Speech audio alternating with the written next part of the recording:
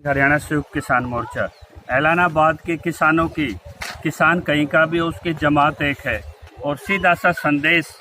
इस चुनाव से ये जाएगा, यदि इस सीट से किसी राजनीतिक दल का प्रत्याशी अगर चुना जाता है तो जो 1400 करोड़ यहाँ पानी की तरह बहाया जा रहा है, या उम्मीदवार खरीदे जा रहे हैं, या फसलों की खरीद नहीं होती। चौपाटा मंडी में कल हमने विजिट की, वहाँ पे बाजरा बिखरा पड़ा था और वहाँ डिप्टी सीएम के पिताजी का बयान था कि इस्तीफा मेरी जेब में है। ना वो इस्तीफा देने वाले नजर आए, और वो बिल्लू जो कहते थे किसानों के लिए इस्तीफा दिया है, ना ही वो किसी खरीद करवाने में कामयाब रहे। यहाँ आपके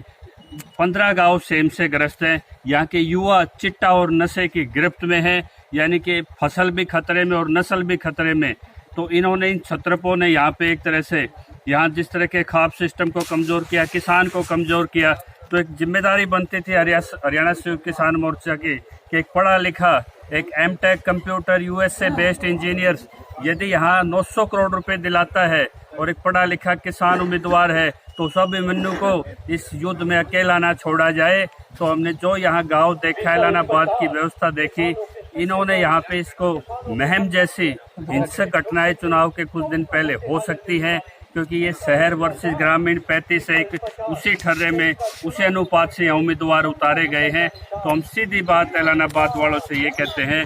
कि किसान प्रत्याशी जो आपके लिए टंकियों पे चढ़ा हो, जिसके लिए नहरी पानी के लिए संघर्ष किया हो, जिसके लिए मिलिट्री नहीं आती गाँव में, पुलिस सुरक्षा की जरूरत नहीं होती, जिसके साथ हरियाणा संयुक्त किसान मोर्चा से प्रदीप धनखड़, ये सारे आंदोलनकारी किसान जिसके लिए परिचय कराने आते हैं कि 1 साल तक सिरसा का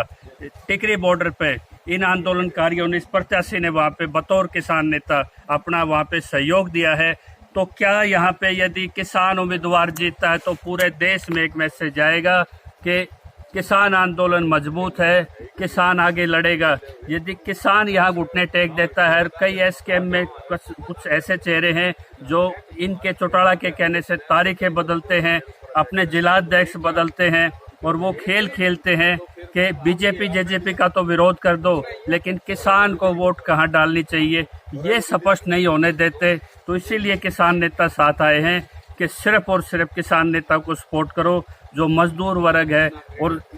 उत्तर भारत के सबसे बड़े यहाँ पे दलित नेता हमारे भाई शास्त्री जी, संदीप शास्त्री भी इसीलिए उतरे हैं ताकि ये बता दे किसान का मेरा, यदि आपने अपने बीच का प्रतिनिधित्व नहीं भेजा, किसान को अगर अब की बार आपने जबरदस्त हाजिरी सत्ता विपक्ष में नहीं दी, तो ये छत्रप